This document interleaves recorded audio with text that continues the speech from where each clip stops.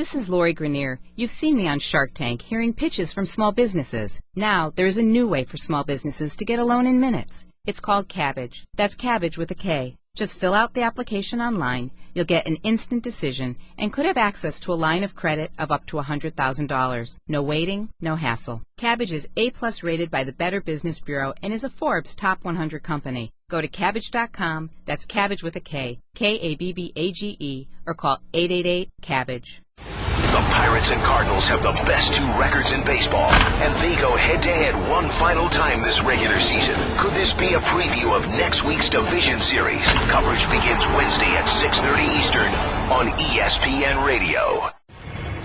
Pardon the interruption, but I'm Mike Wilbon. Trevor Noah will debut on The Daily Show tonight, Tony.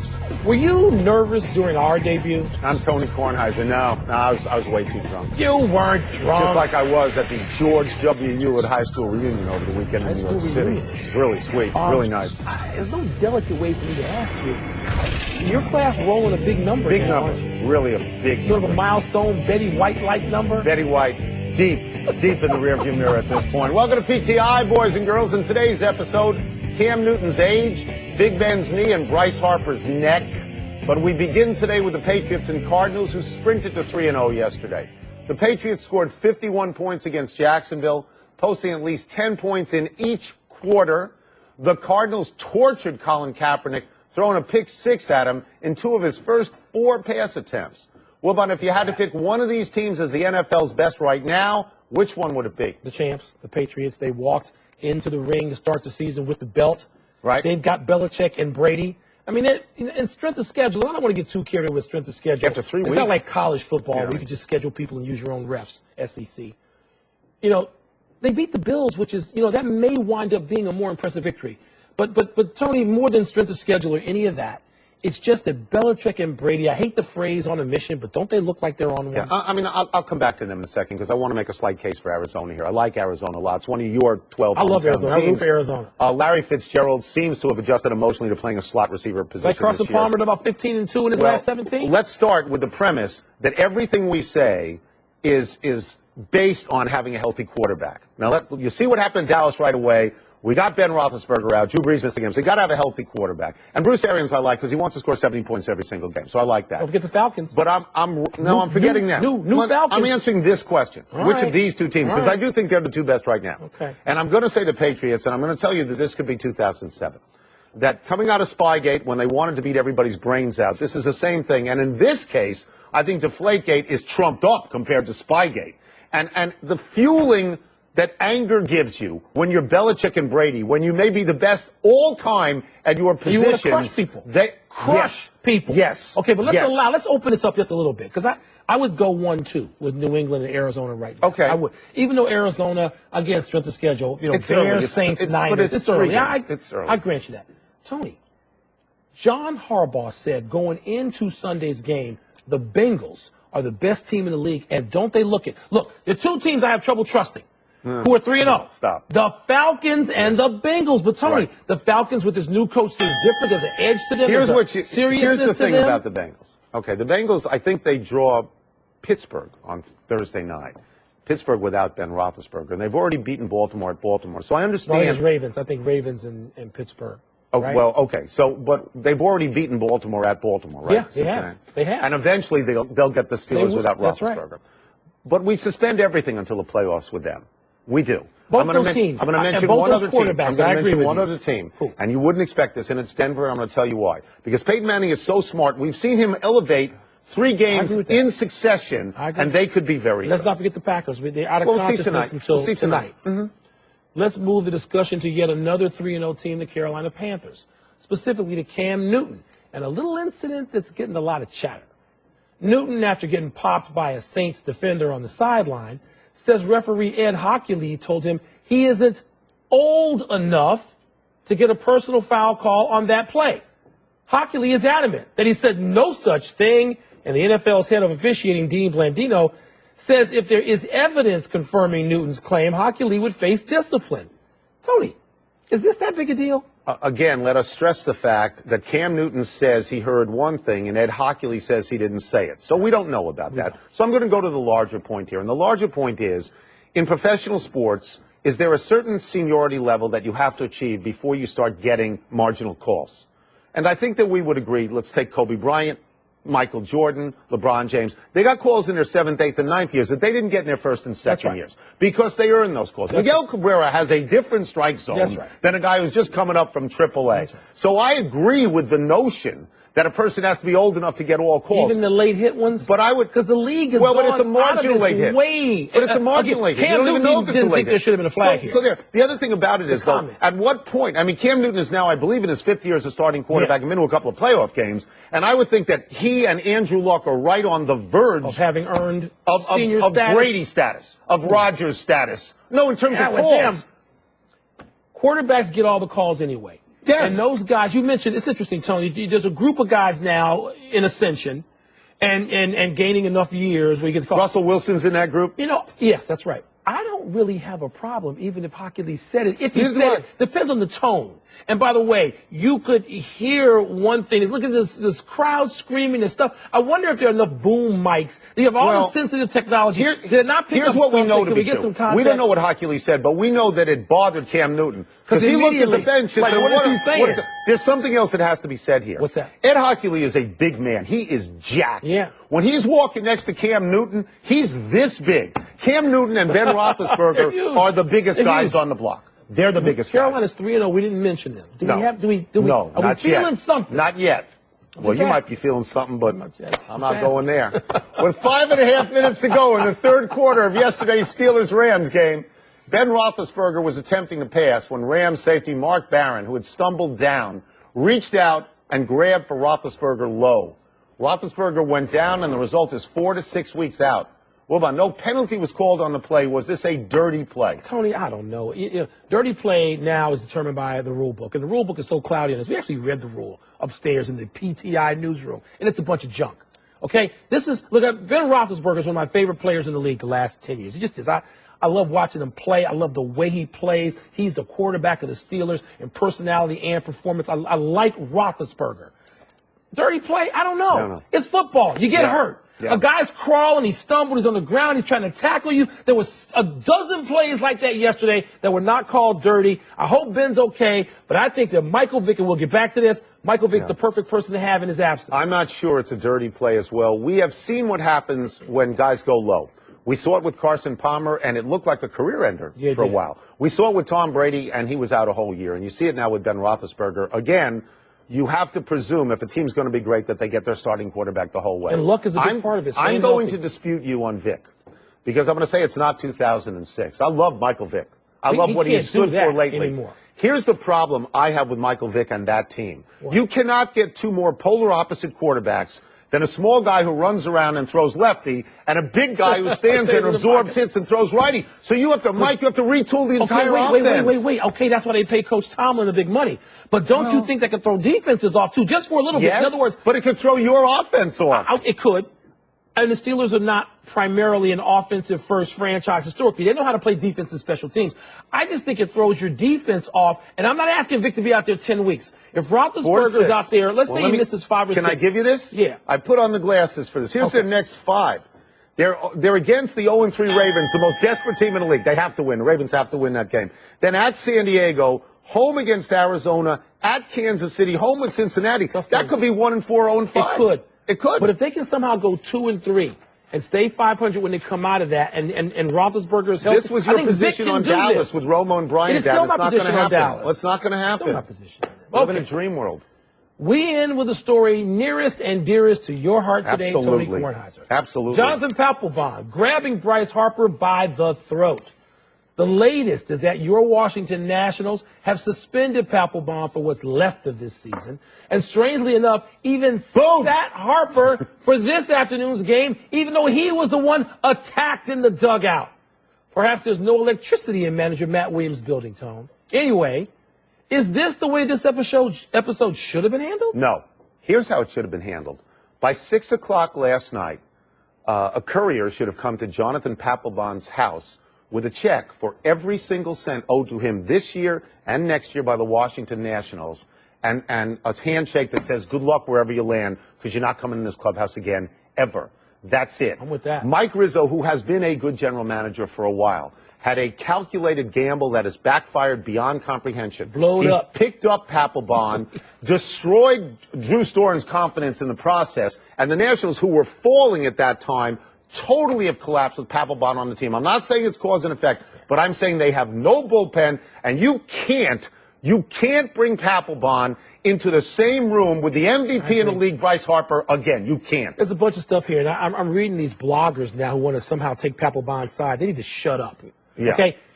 John Kruk stated this perfectly last night in live time, just after this happened, when he said, you don't need some relief pitcher standing at the dugout calling out the MVP He wanted who to has fight done him. his job all season, while Papelbon should put some of that intensity into doing his, which he failed at. goaded him into that fight. Because he's angry because of what he said the other day. When Manny Papelbon hit Machado deliberately, as we both agree, Bryce Harper said, I'm tired of this, now I'm going to get drilled. And Papelbon absorbed that. But there's one thing we How did Matt Williams, Matt Williams should be fired.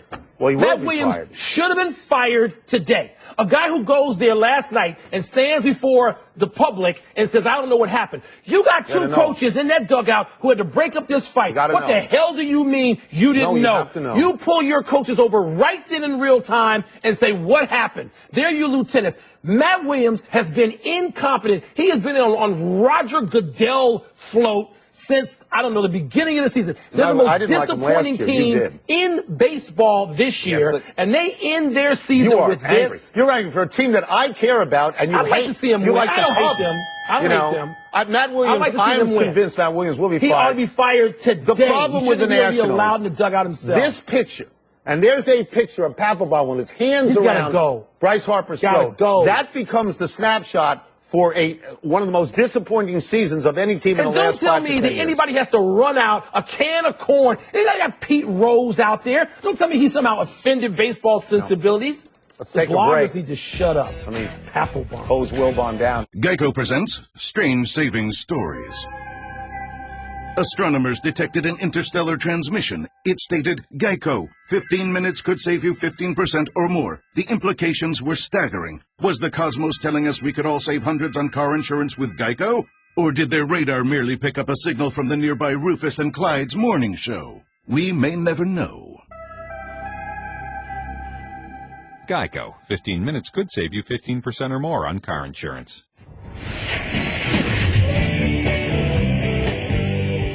It is time to hear from the great unwashed. Don't say Let me see that. what first. That's a term of endearment. How much relief does yesterday's win over the Jets buy Chip Kelly? Some. You win a game in the NFL, the circumstances don't matter as much as winning the game. They went on the road. They won a game against a team that had really, distinguished itself. But Brandon Marshall, my man Brandon Marshall. What's he doing? He described that as the worst play in NFL Why history. is he And you know what? Yeah. It's up there because I think if they score on that possession, I think the Jets still tie and maybe even win the game. But Chip Kelly won the game. I feel the same way today that I felt on Friday about the New York Giants, that they haven't turned the corner yet. That you see some positive things, but I'm not ready to go out on a limb. I mean, they ran the ball well. Chip Kelly adapted, and he ran it, and he took it out of Sam Bradford's hands. But Which was critical. The team they beat is not an offensive juggernaut by any stretch of the imagination. The fact that they ran it, they're very good defensively. The fact that they ran it impressed me. But I'm not ready to say. To pronounce them good yet? No. And I like them better than you do, but I'm not ready to say it. My whole thing was not liking it. I just want to. If you're going to be that sort of genius that you throw away productive players who won you 10 games, you better win. Yeah. All right, so he's got a lot more winning to do. Could you see the Dolphins firing Joe Philbin in the near future? Well, I think it depends on what you mean by the near future. I don't think it's going to happen today. But when you are booed at your home opener and the owner is there and it's in front of him and the owner is a star guy and Joe Philbin is not a star, he did not distinguish himself with that bullying incident at all. No. He might end up being very embarrassed by Ndamukong Suh, who may be a terrible player for all of that money. I'll say this. I believe they go to London to play the Jets this week. Yeah, a little 9 a.m.er. If they lose that, he may not be allowed back in the country. Tony, what bothers me is what seemed like a lack of spirit with that team. in a couple of games. You remember the Redskin game? You watched They beat every them. snap up. They beat them. Look great. But the first half, they were barely there. They were sleepwalking through it. Right. Like they are some sort of anointed champion, and they can just sort of ease their way into the season. I mean, Solomon Wilcox was very good talking about this during the broadcast of the game yesterday. The lack of spirit. Where's the effort? That indicts a coach if it continues. Your home opener to be booed. Really? That's bad. How could Tyler Eifert's catch not be a touchdown? Tony, this is the rule, that says, you're different, you're treated differently than a ball carrier. Yes. Once you catch the ball, and you have to go to the ground and roll over and do this. The NFL needs to get rid of this rule. And if you can make a couple of steps, I don't care about defining football play. He took a couple of steps, he turned, he put it over the goal line. That's it. It should be a touchdown. Change the rule. This is the Des Bryant rule for pass receiving, right? Yeah. And you were 100% right that they ask more of a pass receiver than a runner. If a runner just reaches out, that's it. I agree with you they should change the rule because to me it's like the designated hitter in one league and not in the other. But I would go the other way. I think even the runner has to complete it. I'm okay with on a pass play when you hit the ground that the ball doesn't pop out. And so I would say the same. If you run it in, boom, and somebody pops it out, that's it. When is it complete? In other words, crossing the goal line, you got to get to the ground. On a receiver, I think you got to get to the ground. And I think a running back probably has to take a step in. Has to get some part of his body. It was only that way for 90 years. I know. But that's the way it was. Rules change. They change. If you're evaluating Charlie Strong, are you saying he's really close? Yeah. But he can't get it done. Depends if I'm an alum. If I'm an alum, I'm saying he can't get it done at this point. This is bad. When you lose game after game on fluke plays, there's a word for you. It's called a loser. I'll go to another team. TCU wins close games on fluke plays. TCU is a great team. No. Texas is not. And here's how Charlie Strong can save his job, Mike. Okay?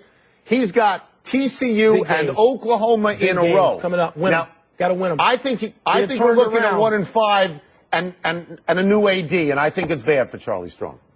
I think they're going to win both those games. Then his job's safe. No, it's not. But I think he's going to win both games. What? The momentum if you beat TCU, will help you. number 3 in the country, and you beat Oklahoma, huge upset. you win. It would be an enormous upset to win those games. Yes. And it is difficult when you have these specialists who are barely on the field. And by the way, we don't know if they'd have won the games. They had tie game situations in both cases. You could have won the games. You stay alive to win the games. I think he can win these couple of games. It's interesting, though, Tony. Right now, they're just close enough to not be good. And at some point, you have to turn it. I'm going to tell you this. He doesn't get out of the season without turning it. The Texas Tech TCU game and almost every game in the Big 12, they are playing the most attractive football in the country. It's entertaining. They're throwing it all over the place and scoring a million points. It is Texas Tech. Look at these things. Look at this tip. Unintentional tip. That's a touchdown. That wins the game in the last seconds. And now, for Geico's edition of Stuff Found in Your Car, we go inside your side door pocket. Hello, yes, the crumpled receipt with gum in it. From your anniversary dinner, you sprang for expensive wine, your server was Beth. That dinner was a couple $100. Money you could get back if you switched to Geico and saved hundreds of dollars on your car insurance. I bet you'd save that receipt. Frame it even. But really, where did I go wrong? Was it the corkage fee? Geico. 15 minutes could save you 15% or more on car insurance. Visit geico.com today. Happy time, people. Happy 23rd birthday, Tyler Lockett. We may be looking at the next Devin Hester here.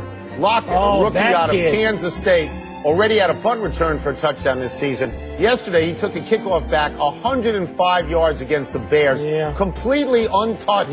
Wilbon, defend your boys. So that can defend him. Because I had that game being 37-3. I think it was only 26-0. So they beat my personal spread. I tell you, they're the worst team in football. A not-so-happy anniversary to Sebastian Janikowski. On this day 7 years ago, Raiders coach Lane Kiffin sent you out to try a 76-yard field goal into a stiff win, no less, which was, of course, not even close. Janikowski hasn't missed at all this season. The Raiders at 2-1 are one of the surprise teams so far. Derek Carr and Amari Cooper look like they might be special together. Well, Cooper and Michael Crabtree. I mean, that gives them the foundation of some guys to pass the football, and they got the Bears next, so they may be 3-1. Happy trails to the AP poll for Oregon. The Ducks lost to Utah 62-20 at home and dropped out of the AP poll for the first time in 6 years. Now, the Ducks didn't just lose. Let me say this again. They gave up 62. Oof. Utah has also beaten Michigan, now ranked. Well, but I can see Utah being a top 5 team. Tony, you know what? That's a good point. I think it's kind of wide open. The SEC is the best conference, but they're not so overwhelming like they have been in some years. No, and Ohio State seems to be receding a little bit. It's wide open at the top. And again, I think the Big 12 is fabulous to watch, and the Pac-10, or Pac-12, whatever they call themselves, they're very good now. No real errors, a couple of pieces of news. The Bears traded Jared Allen to the Panthers, and Lionel Messi doesn't need surgery, but will miss 7 to 8 weeks with a bum left knee. He's going to miss some critical games, Tony.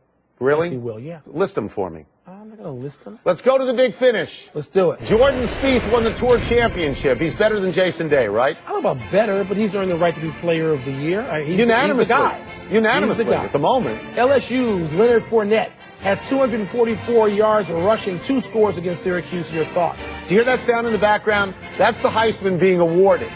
I watched this. This guy's great. He's great. You can compare him to Herschel. You can at the moment. Jerry Jones says he's not at all worried about the Cowboys. Do you believe that? Well, they just lost a game, and they're going to get New Orleans, and it looks like Drew Brees, he thinks he's going to be back next week. The Weed Man was good, though. The Weed Man was okay. He was good. Man. Jake Arrieta, he's good. 21-6, 188, a one-hitter last night. You still favor Greinke for Cy Young? Let's see Greinke tonight. He pitches against the Giants tonight. Big His ERA, 1.65, better than Arrieta's. He did it all year. Okay. Last one, Chiefs and Packers tonight. Who you like? You know, it pains me to say it, but the Packers. I mean, the Packers at home, Aaron Rodgers. I ain't going against them. It's like going against Brady. That's stupid. We're out of time. We'll try and do better the next time. I'm Tony Kornheiser. I'm Mike Wilbon. Same time tomorrow, Knuckleheads. The Pirates and Cardinals have the best 2 records in baseball, and they go head-to-head one final time this regular season. Could this be a preview of next week's division series? Coverage begins Wednesday at 6:30 Eastern on ESPN Radio.